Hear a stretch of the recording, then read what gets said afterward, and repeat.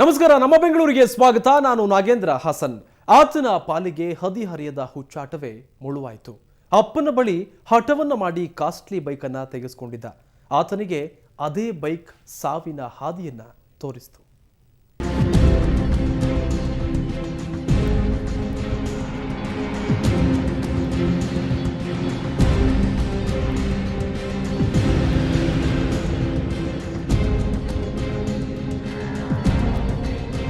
ಈತನ ಹೆಸರು ವೆಂಕಟರಾಜು. ಈತ ವಿಜಿನಾಪುರ ನಿವಾಸಿ. ನಿನ್ನೆ ಕೆಆರ್ಪುರಂನಿಂದ ರಾಮಮೂರ್ತಿ ನಗರಕ್ಕೆ ಹೋಗ್ತಿದ್ದ. ಟಿನ್ ಫ್ಯಾಕ್ಟರಿ ಬಳಿ ಇರೋ ಹೆಬ್ಬಾಳ ರಿಂಗ್ ರೋಡ್ ಸೇತುವೆಯ ತಡೆಗೋಡೆಗೆ ಬೈಕ್ ಡಿಕ್ಕಿ ಹೊಡೆದು ಬ್ರಿಡ್ಜ್ ಮೇಲಿಂದ ಕೆಳಗೆ ಬಿದ್ದಿದ್ದಾನೆ. ತಲೆಗೆ ತೀವ್ರವಾಗಿ ಏಟು ಬಿದ್ದಿದ್ರಿಂದ ಆಸ್ಪತ್ರೆಗೆ ಕೊಂಡೊಯ್ಯೋ ದಾರಿಲಿ ಸಾವನ್ನಪ್ಪಿದ್ದಾನೆ.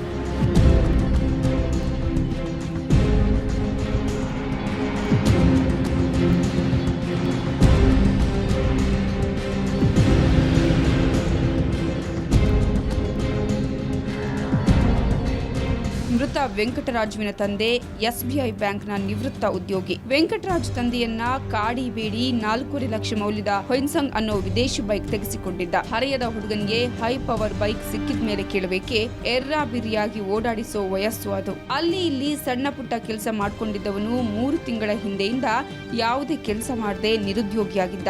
ನಿನ್ನೆ ರಾತ್ರಿ ಮಧ್ಯರಾತ್ರಿ 12 ಸ್ನೇಹಿತರನ್ನ ಮೀಟ್ ಮಾಡಿ ರಾಮಮೂರ್ತಿ ನಗರಕ್ಕೆ ಬರ್ತಾ ಇದ್ದವನು ನೇರವಾಗಿ ಬ್ರಿಡ್ಜ್ ಗೋಡೆಗೆ ಹೊಡೆದು ನೆಲಕ್ಕುರುಳಿದ್ದಾನೆ. ಹೆಲ್ಮೆಟ್ ಹಾಕದೇ ಇರೋ ಪರಿಣಾಮ ತಲೆಗೆ ತೀವ್ರವಾಗಿ ಏಟು ಬಿದ್ದಿದ್ದ ಪರಿಣಾಮ ಆಸ್ಪತ್ರೆಗೆ ಕೊಂಡೊಯ್ಯೋ ದಾರಿಯಲ್ಲೇ ಸಾವನ್ನಪ್ಪಿದ್ದಾನೆ. ಈಗ ನಿನ್ನೆ ರಾತ್ರಿ 1 ಗಂಟೆ ಸುಮಾರಿಗೆ ಬೆನ್ಗಾನಹಳ್ಳಿ ಫ್ಲೈಓವರ್ ಕೆಳಗಡೆ ಇಳಿಯುವಾಗ ವೆಂಕಟರಾಜು ಅಂತ 27 ವರ್ಷ ಅವರು ಮೃತಪಟ್ಟಿದ್ದಾರೆ.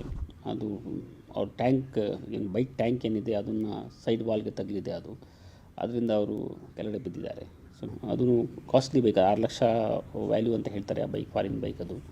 ಅದನ್ನು ತಗೊಂಡು ಓವರ್ ಸ್ಪೀಡಿಂಗ್ ಮಾಡಿ ಮೋಸ್ಟ್ಲಿ ತನಿಖೆಯಲ್ಲಿ ಗೊತ್ತಾಗಬೇಕು ವೀಲಿಂಗ್ ಮಾಡ್ತಾಯಿದ್ದೀರಾ ಅಥವಾ ಡ್ರ್ಯಾಗ್ ರೇಸಿಂಗ್ ಮಾಡ್ತಾಯಿದ್ದಾರೆ ಅಂತಂದರೆ ಬೇರೆ ಯಾರು ಅಲ್ಲಿ ಯಾರು ಇರಲಿಲ್ಲ ಆ ಟೈಮಲ್ಲಿ. ಸೊ ಅದರ ಬಗ್ಗೆ ತನಿಖೆಯಲ್ಲಿ ಗೊತ್ತಾಗುತ್ತೆ.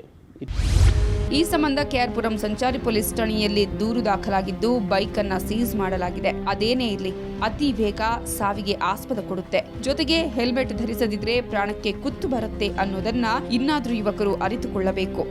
ಕ್ಯಾಮರಾಮನ್ ಮಂಜು ಜೊತೆ ಅಭಿಷೇಕ್ ಜೈಶಂಕರ್, ಕ್ರೈಮ್ ಬ್ಯೂರೋ, ಸುವರ್ಣ ನ್ಯೂಸ್.